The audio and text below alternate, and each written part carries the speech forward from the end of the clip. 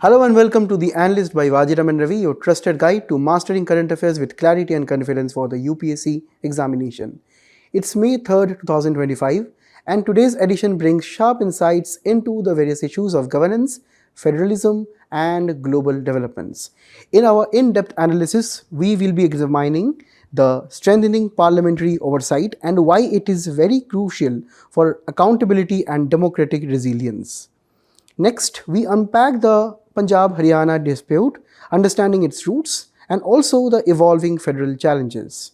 Finally, we have also got the simplified articles lined up, perfect for UPSC Prelims 2025 examination, covering international relations, science and tech, welfare schemes, market regulations, and humanitarian developments. So settle in, stay focused, and let's get started. Hello guys, I welcome you again back to the Analyst, where we will be discussing the important articles from the Hindu and the Indian Express today. And here in the very first article, we have a very significant editorial from the Hindu on the performance of our Indian Parliament. And here, the main topic here is how well functioning our Indian Parliament is right now in the recent times. So that is why, in the context here, there are growing concerns about the declining effectiveness of our parliamentary business in the country. And here, despite the various measures we have, despite the various provisions we have in the constitution to ensure about the parliamentary oversight in the country, there are various lacking evidences in the same. And that is why, from the perspective of prelims, we need to understand what are the various provisions pertaining to this particular issue.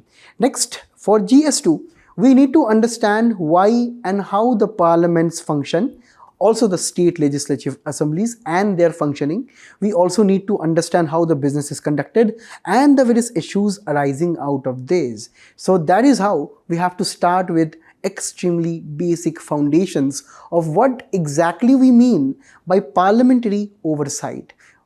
Now guys, in the very beginning, let me just state a very obvious fact. Every 5 years we have elections to the Lok Sabha.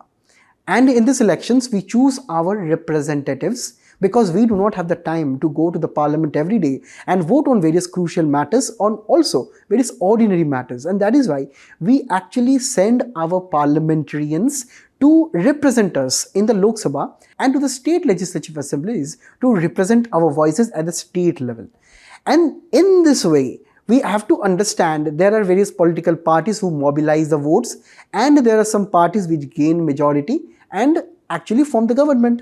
But at the end of the day, we also have to understand if at all the discussions in the parliament, the debates in the parliament, the various bills, amendments and the various other business which actually concerns the parliament and also the state legislative assembly, we actually need to ascertain whether they are running in a smooth manner or not.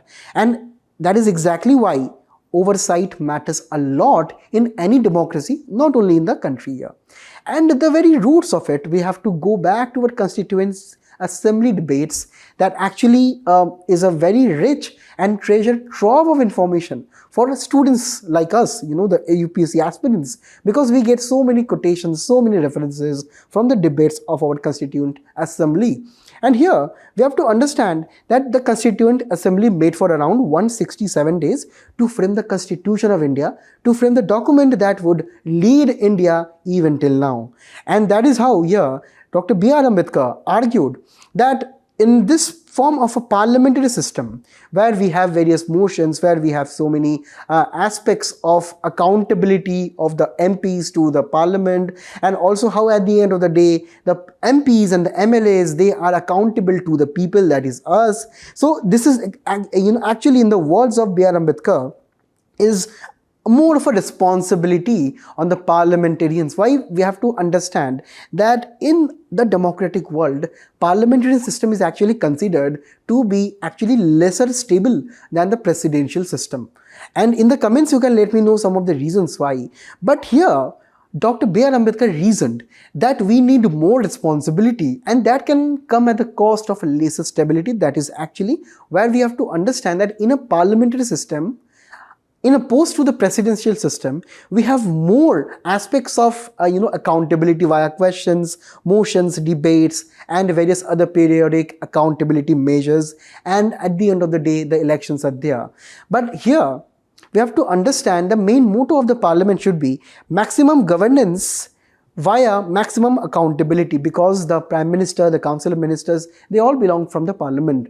And at the end of the day, the executive in our country is actually also a part of a legislature. And it is the executive who is running the day-to-day affairs, the administration and everything. And at the end of the day, while the executive is in the Parliament, and that is why they must be accountable to the other MPs as well. And that is why we have so many tools and mechanisms to ensure that our Council of Ministers at the state and also at the central level, they are accountable to the state legislature and at the parliament simultaneously. And there are various tools and mechanisms. Firstly, we have the question hour. And in this question hour, the MPs actually question the ministers. They hold the executive responsible for their actions, right, through various questions and various debates that take place. After that, we also have the provision of 0 hour, where MPs again raise various important matters without prior notice. That means that they can actually ask the government of the day in the parliament or in the state legislative assembly according to the various affairs, the state of affairs that is going in the country or in the state. Next, we also have various motions such as the no confidence motion, the adjournment motion, where these kind of motions, if they are against the government of the day, they act as a censure or they bring attention to the failure of the executive in managing some aspects of the economy or political matters or various other matters. Next, we also have so many parliamentary committees in our country, and these committees are extremely crucial when it comes to the main debate of any bill specifically or any other issue that is going on in the country. And these committees are actually sometimes composed of, the MPs themselves, the MLS themselves, and they come from across party lines and they come across a consensus-based mechanism if they're voting on such matters or if they're discussing some aspects of the bill and so on. And it is highly important that these committees must be performing extremely efficiently.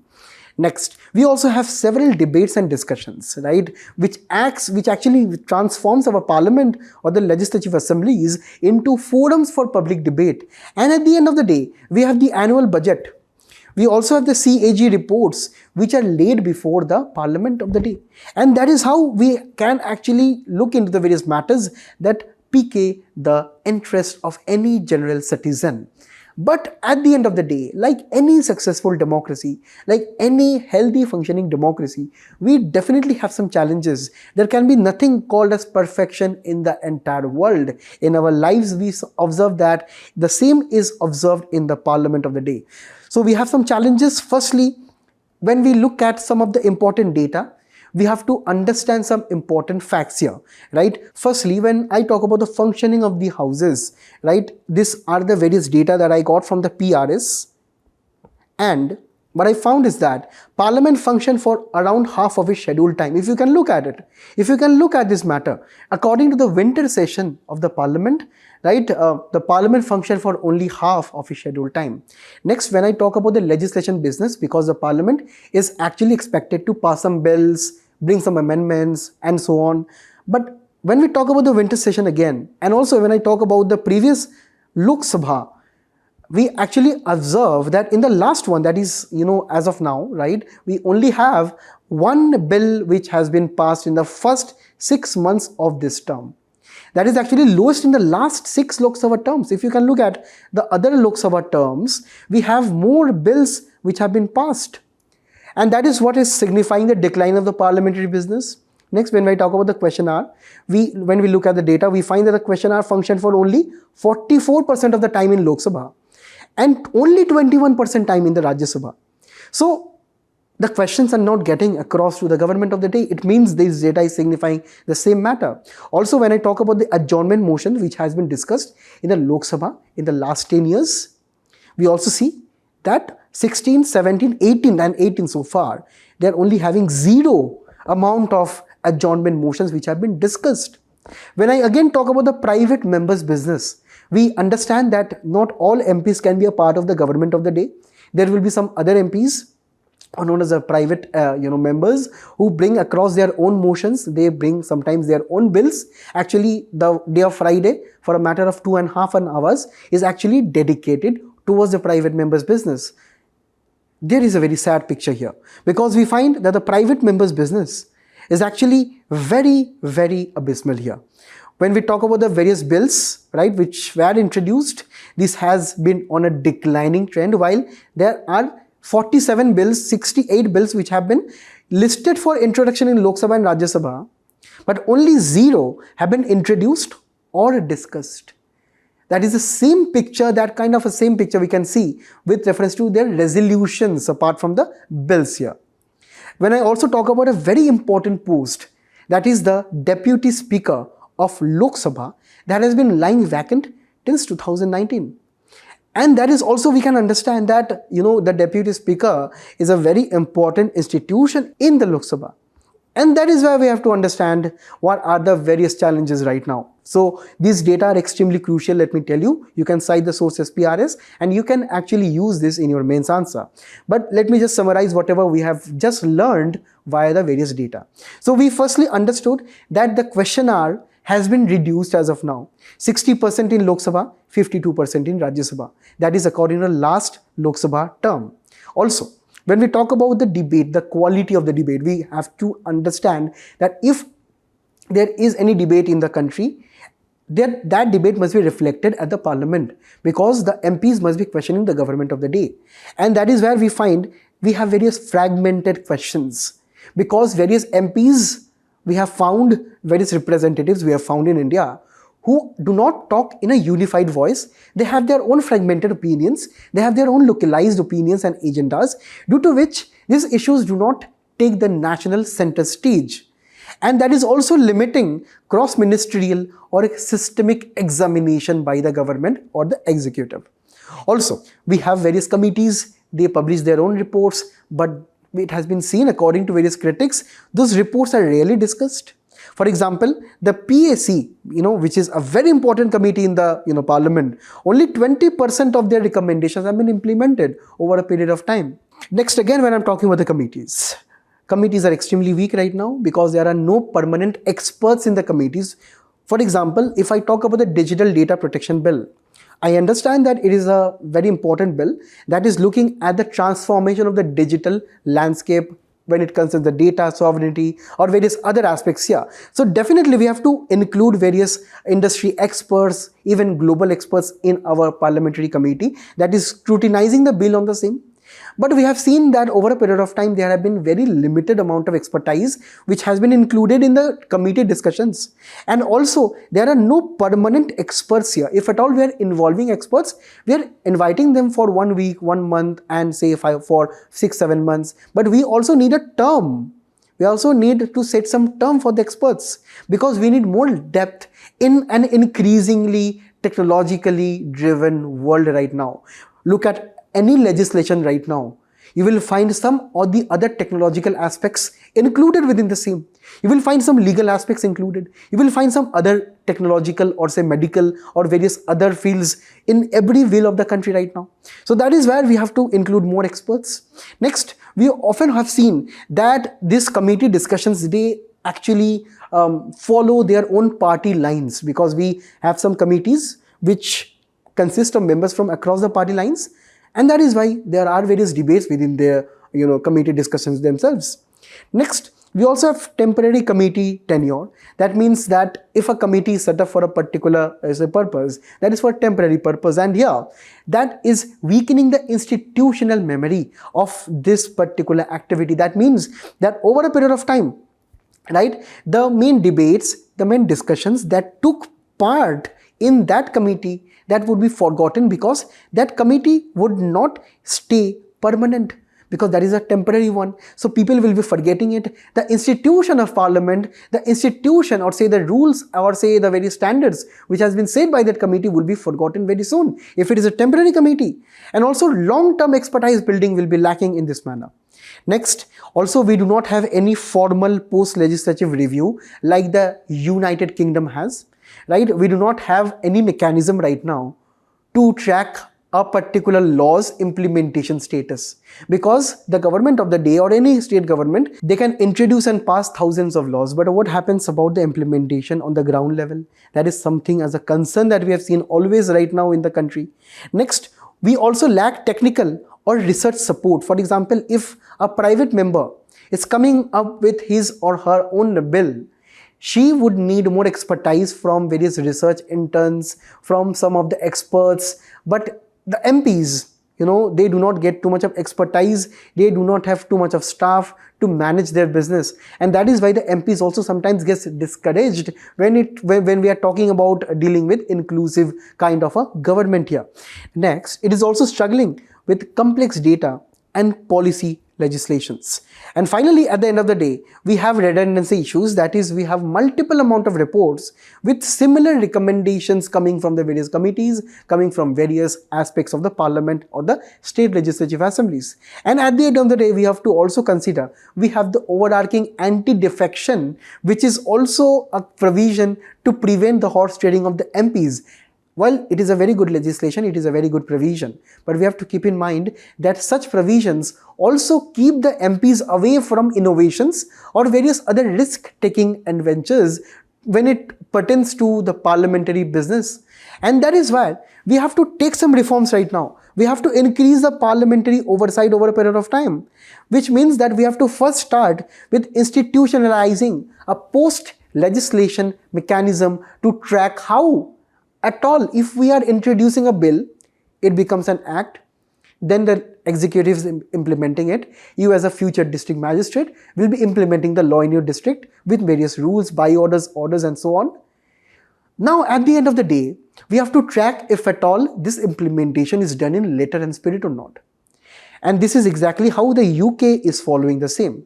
We have to create various dedicated subcommittees under departmentally related standing committee of the parliament, and that is where we have to take reviews of every act which has been passed recently every 3 to 5 years. That is a very innovative suggestion which has been given in this editorial. Second, we have to revitalize, re-energize the parliamentary committees with new energy.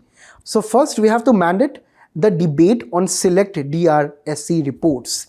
So if at all there is a report, we have to debate on that in the parliament. Next, we would require ministerial responses to key recommendations. That means if the DRSC is giving us some recommendation in the parliament, the government of the day, via the ministries, via the concerned ministries, they have to give a reply if at all we are implementing the decision or not. If not, you have to give the reason for that. Next, we have to make the parliamentary functioning much more, inclusive in the country. We have so many languages. Let us also participate in various regional languages. We can use infographics, videos, and various other things to involve the parliamentarians in the decision-making capabilities in their committees. And lastly, we have to provide dedicated research staff to the MPs. They need it for their own legislative purposes. The third one is involving technology, because technology plus transparency equal to trust. Remember this formula, remember this, even for your GS4 answers, to include technology in each and every aspect, such as artificial intelligence, such as machine learning, such as big data, such as blockchain technology, such as even right now that we are trying to have over a period of time, the aspects of quantum computing. And all of these aspects, when we talk about the data repository, understanding the functioning of the parliament, taking into consideration if at all the MPs or the MLAs are present in the parliament or not, we have to include technology to track expenditure trends, audit anomalies and various other matters. We also have to support the MPs into forming evidence-based questions. If we are encouraging this, we have to include technology in our domain. And at the end of the day, when we talk about identifying the gaps using this UK model, we can actually involve technology into automatically trying to summarize what are the various gaps in accordance to various acts or legislations in the country. And at the end of the day, we have to digitize and make all the committee reports public, and also the ministry action taken reports along with the same. So that is how we have to include technology here. And at the end of the day, to increase the quality of the debate, we have to fix the question hour. That is, we have to have some amount of question hour for minimum amount of time. If not, we have to penalize any kind of disruption that is not letting the question hour possible. That can be in the form of salary deductions from the MPs. And also the Prime Minister's questions must be introduced. And this is exactly what we follow in the UK also. That is a weekly kind of a 30-minute session with the Prime Minister. The MPs, they can ask various questions and they can get their solutions. So that was all for this topic, and here I have a 2022 UPSC prelims question. You solve this in the comments. Also have a look at this 2021 question in your mains examination pertaining to parliamentarian accountability and how our executive is also accountable to the same. In this matter, we have a mains practice question. You practice this and we will be moving on to the next one. Guys, we again have the issue of intra-state disputes right now. In this case right now, we have Punjab and Haryana who are having the issues of water sharing dispute between them. And this article or this topic is extremely important for prelims when we talk about the various constitutional provisions regarding the water sharing or the various disputes between the states and what is the role of the central government here. Also for mains, we have this particular topic known as the issues and challenges pertaining to the federal structure, and that is how this makes this topic extremely important. And here, when I talk about the very basics about what actually started the latest conflict, we have to look into the map here. We have the river Satluj, on which we have the Bhakra Nangal Dam. And here, when earlier Punjab and Haryana were part of a single state, we know that it was actually a single state. It was actually bifurcated into two states in 1966 reorganization. With this, we also have the various rivers which are in these area of Punjab and Haryana. And we also had this main issue as to how the waters will be shared between the two states. And that is exactly why the BBMB came into picture. Right? Now, this was created in 1966, the Bhakra Bias Management Board, and this was mainly entrusted with the responsibility of managing the waters for Haryana, Punjab, Rajasthan, and also some aspects of Delhi. If you can look at it, we have the states of Punjab, Haryana, Rajasthan, Delhi, right? We have the UT of Delhi here, where we have the various annual share of water to be decided and distributed and mainly implemented by the board here. And here, the key dependence on the various states are generally on agricultural needs based on Haryana and Punjab. We have these two states which are agricultural mammoths, right? And that is why they need the equitable sharing of waters between them. And also we have Rajasthan, who needs water in the deserted regions, and also Delhi, who needs water for drinking supplies. So all of these things are considered by the BBMB, and these actually is extremely important when we talk about the recent issue. In April 23, 2025, Haryana demanded around 8,500 extra cusecs, apart from the 4,000 cusecs which is legally mandated to Haryana under the BBMB's control. But here, Haryana is citing various issues. For example, say the lack of drinking water in recent times, also the increasing amount of agricultural activities in Haryana, and the various other domestic and even political factors such as the different political parties in Punjab and Haryana, according to various critics, are actually the main reasons why Haryana is trying to increase its demand from 4,000 to 8,500 cusecs of water. And in this entire thing, Haryana has already used 104% of its quota. Obviously, Punjab will not be sitting still. So what Punjab government has done, Punjab government has shut the sluice gates, which are actually the main controlling gates at any dam. And here, mainly at the Bhakra Nangal Dam, the sluice gates have been shut, and Haryana government is right now threatening that it will be approaching the Supreme Court. While we have to look at the dams right now, the Bhakra Nangal Dam, the Ranjit Sagar and the Pong Dam, which are in this region as you can see in this map, extremely crucial for the prelims examination. If you see that all of these are facing deficits of water levels, that means that due to various environmental factors, climate change factors, we have lesser water flow right now. And that is why this is triggering this debate as of now. We have the Kaveri River, we have the Krishna River, we have the Satluj, Yamuna link canal, we have the Mahanadi, we have the Godavari. In all these rivers, we have various state governments. We have the state governments of Tamil Nadu, Karnataka, Andhra Pradesh, Telangana, due to various issues such as share of monsoon flows. Even when the Andhra Pradesh and Telangana states were bifurcated, that is also one of the reasons why these states are having the various issues between themselves. We have to appreciate the fact here that India is home to 25 major river basins, and the river basins and their tributaries, their distributaries are crisscrossing the various states, that would generally bring this debate of how effectively we have to share the waters. Because we have to understand, India obviously is a union of states, but it is an union of states. The states are composing the union.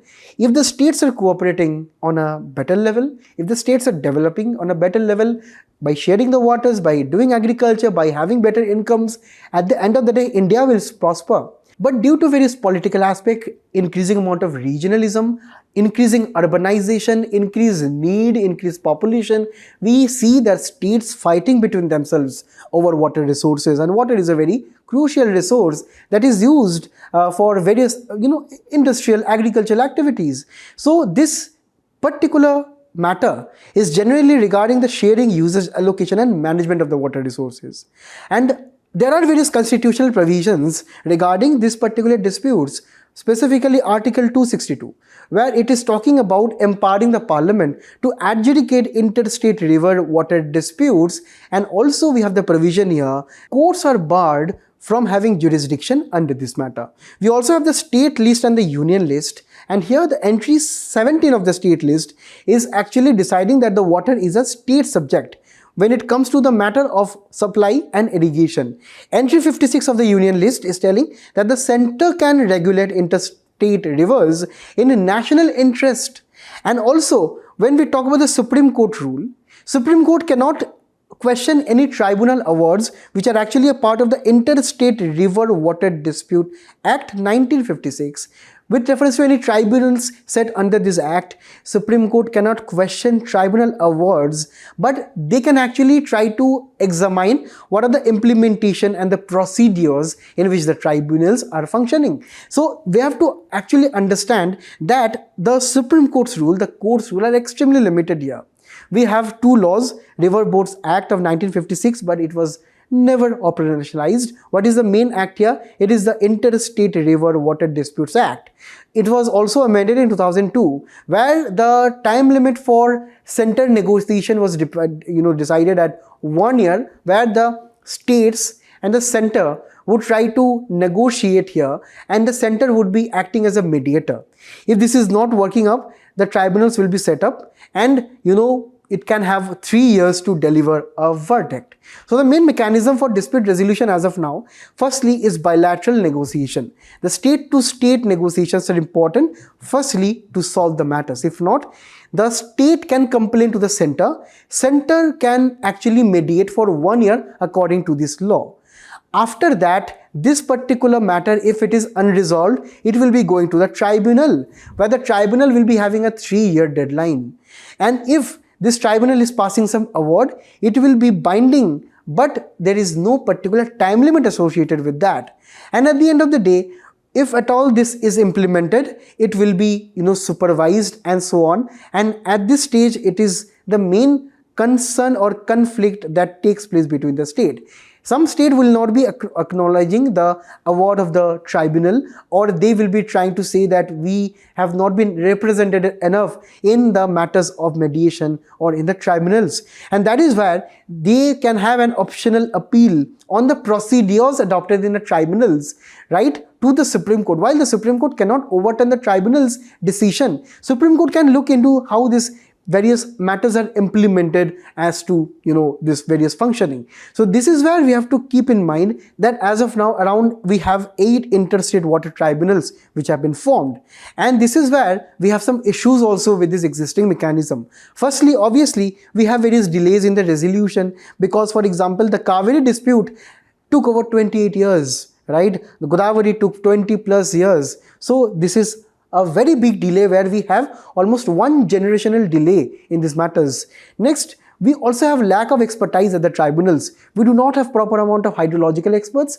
We do not have environmentalists, not water economists, or say an economist for that matter, because these tribunals are mainly a part, or say composed of judicial members, or say retired bureaucrats, or various political parties present in the various disputed states. Next, We also have this opaque functioning of the tribunals and of this entire dispute resolution mechanism, because we do not have a proper amount of rules and regulations that has been listed for the tribunals to function. Also, the compliance, or say if at all a tribunal is passing some ruling that the states have to listen to this, that Haryana and Punjab have to cooperate on this matter, that compliance is not there, that mechanism is not there, it is lacking. Next, we also have the lack of data in this matter. When we talk about India and Pakistan and the Indus Water Treaty, Pakistan is complaining that India is not sharing the river data, or say the data regarding the water. So when we talk about the data of water sharing, we generally mean what is the amount of rainfall, what is the total amount of volume of the water in the rivers, what exactly are the various catchment areas, what are the various amount of flows over a period of time, the seasonal flow, the non-seasonal flow, and so many other things. We also have the presence of some important towns and cities, and how these towns and cities, they extract water from the rivers, and how the excess amount of water is diverted, how we have to construct a dam, and every other data is extremely important. But states often do not trust each other data, right? They hamper this kind of federal spirit at the end of the day. Next, we also do not have clear enforcement in this matter, right? Often the verdicts by the tribunals are delayed or ignored by the state governments, because they simply do not listen according to their own interest, right? Next, we also have the politics which creeps in this kind of matters, because this water and the water sharing sometimes can be a matter of a state government's pride, or also a very local issue concerning the farmers of that region. So that means that these kind of disputes can have a very high degree of politizations. This can also mobilize electoral votes in their names, and also at the end of the day, this can escalate into a law and order dispute. In recent times, we also have seen various violence regarding this particular disputes. In the comments, you can actually mention me some of the names of the states which engaged in violence regarding water sharing. So we find that we have to do something, because this kind of disputes cannot go on, and these delays, this 20 years, 28 years, and the various other issues, we have to find the light at the end of the tunnel. So we have to discuss now what can actually be done. We have to look at some of the suggested reforms. Firstly, we need to revamp our institutional framework of water sharing and the disputes by firstly empowering the Interstate Council under Article 263 to have a consensus-based mechanism. That means it is like the WTO. If you are a part of the WTO, you have to agree to all its decisions, and you as a country or various all the members of the WTO all have to agree to any decision, and then only the decision can be taken. So that is how the Interstate Council can have the same consensus-based mechanism, that even if one state is not agreeing or one party is not agreeing, we cannot have that consensus-based mechanism. And we have seen through various institutions that this consensus-based mechanism actually works, rather than giving a verdict straight away or have some voting mechanisms. Next, we need to have a permanent multidisciplinary tribunal body with experts in them, because we need more experts, we need a permanency in their objective. Next, we need a time-bound dispute resolution, because we need to have strict timelines. As of now, we do not have any deadline, and that is where we have to have the deadlines here. Next, we have to concentrate on scientific water management. For this matter, we need to constitute two national bodies. Firstly, the Unified National Water Management Agency. Next, the river basin organizations. This can be also regional organization based on various major Indian river basins, and they have to look into these dispute matters. Next, we need to have centralized and transparent central data pool of water sharing. We can use satellites.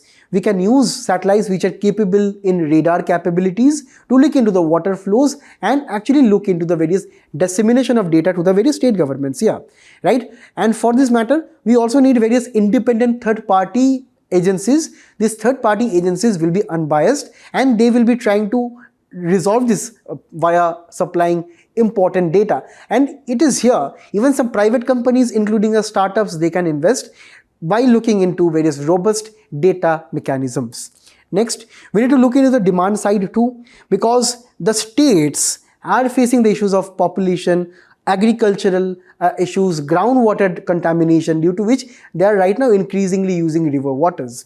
So the state governments themselves have important role to play. It is not the center that has to do all these activities because it is a state subject right now. So the state governments on their end, instead of involving in long disputes, they must be trying to have proper mechanisms to have better water use efficiency. So water use in agriculture, in sanitation, in drinking, in all the other arenas must be made extremely clear, right? And it must be made more efficient. And mechanisms like rainwater harvesting, various watershed management practices must be adopted as a part of in situ water conservation. And at the end of the day, we need public awareness. Public must be also be aware of the various issues that is taking place in their next state. More compassion must be there. The role of media is extremely important in sensitizing these kind of issues and portraying them to the masses, and the civil societies, the NGOs, they all also must be collaborating on this matter to see an effective end and a peaceful resolution to such disputes, so that these matters do not go to the Supreme Court, do not get involved in violence and so on. So in this way, we also need to look into the international best practices for our own reference, for our value addition. You can have a note of this because in US, there is a Colorado River Compact which is having actually the various interstate agreements with the various federal states there. In the EU, we have the EU Water Framework Directive, where in EU we know that we do not have the states, we have countries. If countries can collaborate, states can obviously collaborate.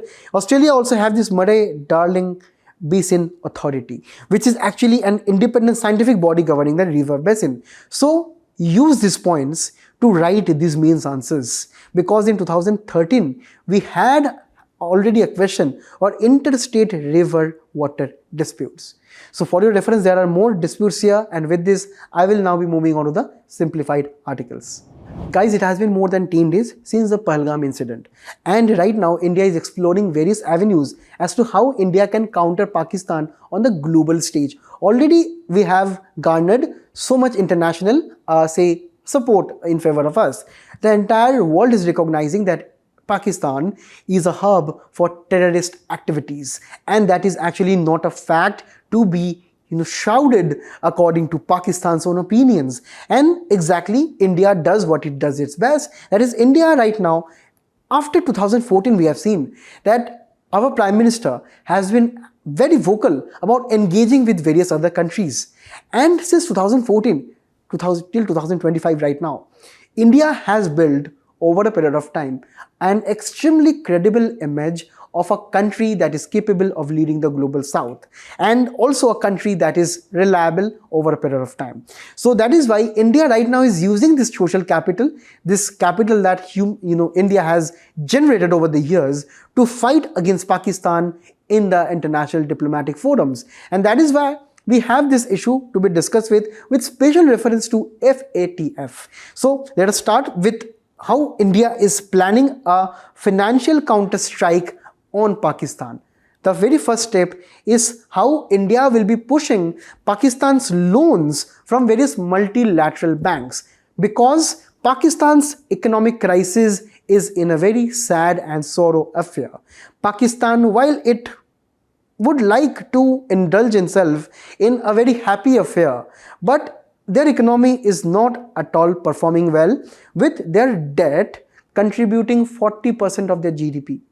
That is amounting to more than $130 billion. Can you just imagine that? In that condition, IMF have actually tried to supply them with a bailout condition. Generally, what IMF does is generally countries such as Sri Lanka, Pakistan, who generally faces some various internal issues related to finances, or say external issues, as in the case of Sri Lanka when it faces various forex issues, IMF will always help out these kind of countries, but only with reference to various amounts of, say, conditions, that if I am giving you the money, you have to implement some better economic policies such as tax hikes, subsidy cuts. That means that you should not be, or you as Pakistan should not be having too many subsidies, too many excessive amount of expenditures, so that whatever loan you have taken from me, you are not able to pay back in the future. So that is where IMF has actually talked about these conditions, but increasing the taxes or cutting down the subsidies are not exactly popular decisions. These are not decisions which would sit well with the people of Pakistan. That is why we have so many public unrest also in Pakistan that we see, where we have also seen that the army's budget has been untouched because they would like their funds to be diverted to the ISI.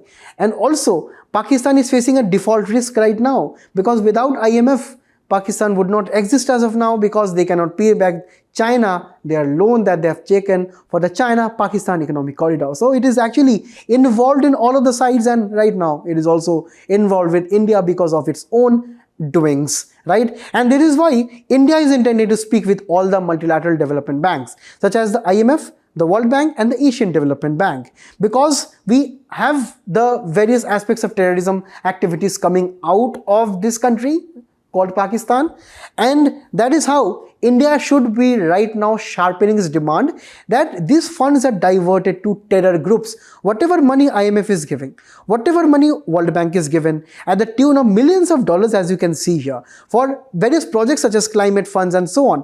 At the end of the day, maybe this money is being diverted to the terror groups via these organizations, and that is why India must be fighting very hard for this. Firstly, with the multilateral development banks.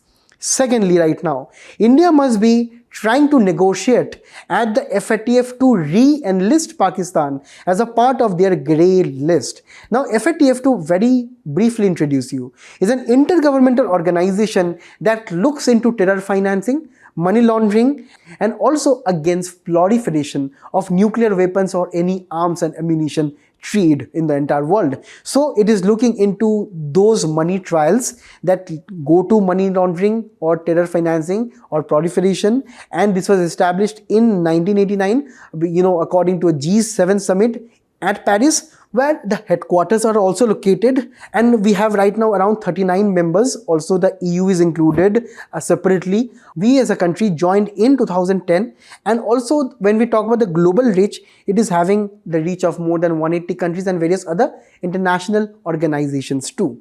Actually, when it was formed, when the FATF was formed in 1989, it was actually formed to look into the matters of drug trafficking and laundering. And mainly in 1980s, the US and the Western nations were actually under the grip of drug mafia and drug trafficking. So FATF was generally formed with that intention, but after 9/11, the entire shifting of FATF now expanded to even terror financing, and that is where they are maintaining the various lists. Here the two lists are extremely important, the blacklist and the grey list. See, the blacklist countries are simply the countries where we directly see the evidence of terrorism, money laundering and various other aspects such as North Korea, Iran, Myanmar, where there are evidences with the FATF where they have involved in terrorism or money laundering activities, right, for which there are severe amount of sanctions such as no IMF loans, no World Bank loans, or even trade can be banned with your country if you are in the blacklist. But if you are in the grey list, you are having a high risk countries who are involved in terror financing or who are involved in money laundering, but yet you do not have that evidence, you do not have that concrete proof, right, to undermine the same. And that is why before 2023, when Pakistan was in the grey list, Pakistan actually faced many warnings from the FATF that if you are involved in this kind of activities, if we trace you, we will be banning all of your loans and we will be cooperating with other agencies to not give you any loans, and we will be putting you in the blacklist. So that is where we have to understand grey list is actually the first list you have to enter to get into the blacklist. Pakistan is doing fantastic in this manner. The Pakistani boys always play very well, right? And they are playing very well to get into the blacklist very soon. Because in the past, India played extremely crucial role in 2019 after the Pulwama attack. India convinced the FATF with enough evidence to include Pakistan in the FATF grey list.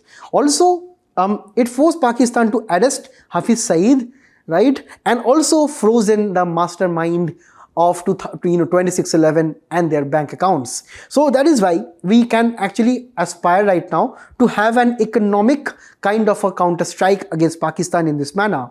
So now we'll be moving on to the next one. In a very positive development, we have an Indian who has been involved in helping the paralysis patients involving with their movements via a new technology known as the brain-computer interface. While this is not entirely new, but the way in which Nikhilesh Nataraj has involved this technology in paralysis patient and the use of AI and the machine learning and the big data has been extremely crucial in pioneering the same here.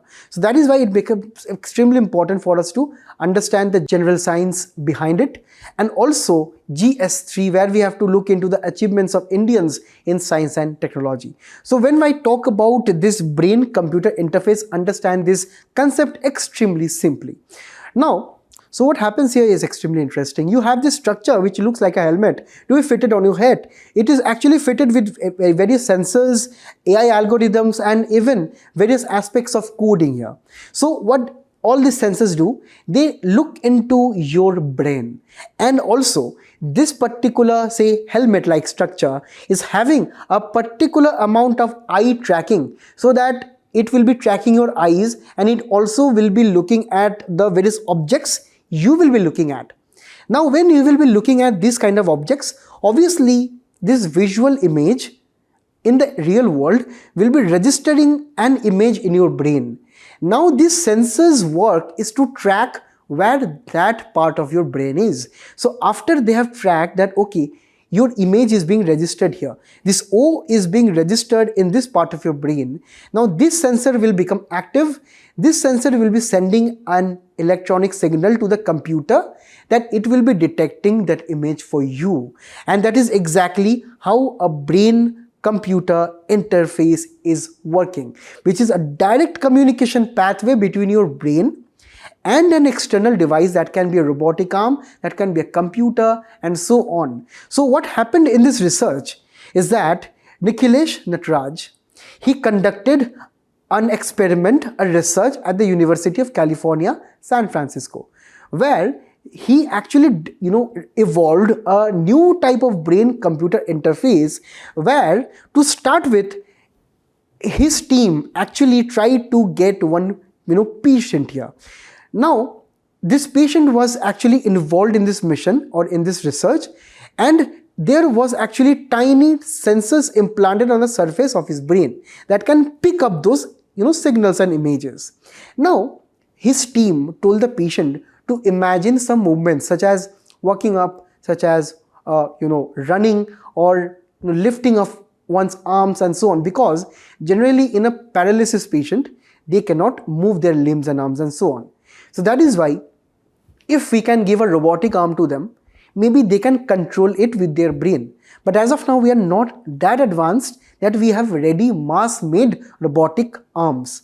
That is why this kind of research is encouraging the various paralysis patients to have some of their arms and limbs move according to their own commands.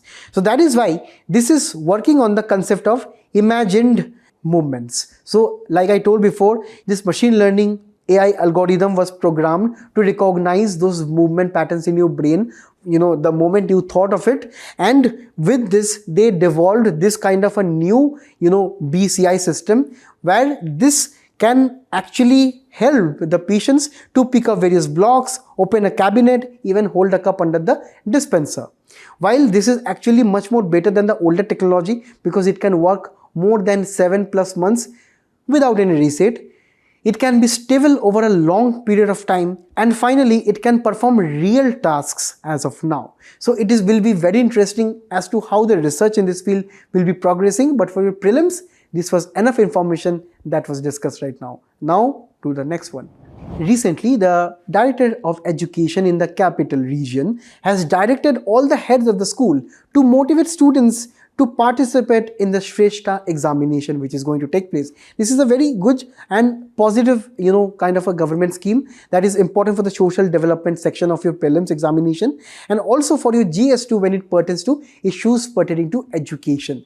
Now, you know that in the country we have so many government schemes pertaining to education, and this particular scheme known as SHRESHTA, it is actually having this main objective of bridging the gap in the educational capabilities of our scheduled caste dominated areas. And here this particular scheme will be helping the students in this area to participate in the top private residential schools of these regions. This is actually managed by the Ministry of Social Justice and Empowerment. Do not mistake it for Ministry of Education. And here mainly the key focus is to have merit-based selection via an open entrance examination where only scheduled caste students are allowed to participate. Next, from classes 6 or 10, for admission into class 9 or 10, they are eligible. The family income must not be crossing more than 2.5 lakh rupees per year. And also the selection will be based on the national entrance test for SHRESHTA that will be conducted by the National Testing Agency. So here full financial support will be given, for example school and hostel fees, and also various courses will be implemented here. And here we have two modes. This is very important for your prelims examination. We have two modes of the SHRESHTA school. First mode here is generally for the meritorious scheduled caste students who are qualifying the examination, and they have to clear the examination to get into CBSE or state board affiliated schools here for classes 9 to 10 and 11 to 12. Now here the full fees are covered, for example 1 lakh to 1.35 lakh per students, and 10% bridge course fee is also provided. Apart from this, regular monitoring is done by the ministry, and this is here where the Ministry of Social Justice and even the private schools are involved. Now what happens to the students who do not qualify for the exam here in the mode 1? They can actually opt for the mode 2. This mode 2 is actually operated by the NGOs or voluntary organization run schools and hostels here. They are generally admitted to the NGOs or voluntary organization run schools, where they can actually receive grants up to the tune of 27,000 to 55,000 per student here, right? And here the main monitoring here is not explicitly mentioned, but here it is mainly under the NGO's accountability, where we have to keep in mind, right? And that is exactly what is making this scheme a very interesting and a very positive one. Now we'll be moving on to the next topic. Yesterday, the Security Exchanges Board of India has accused a member of the Adani family of insider trading. Now, any terms related to this kind of practices in stock markets or some other important activities are extremely crucial for your prelims examination. So here, firstly, understand what do you mean by insider trading. Imagine that we have a person X. That person X belongs to Adani Group, and we know that Adani Group has enterprises in gas, it has enterprises in solar energy, in ports, and so on. Now X is affiliated with Adani, and maybe X is a very senior CEO of some of the branches. Now, being a CEO, X has heard that in the solar plant of Adani in the next 2 months is going to have a massive amount of investment, because maybe the US investors are coming and supplying the money to the Adani solar group. Now X is the CEO of some other group, but X, having friends and various other employees, he is getting to know of this new development.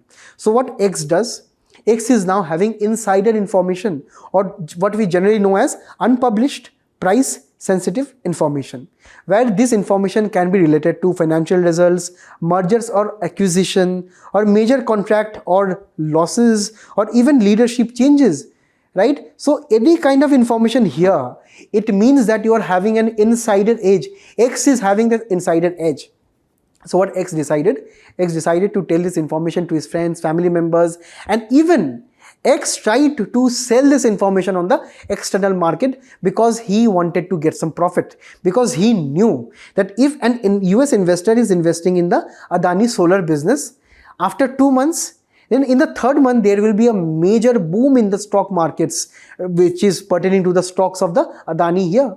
So then X will be having profits, his friends, family members will be having some profits.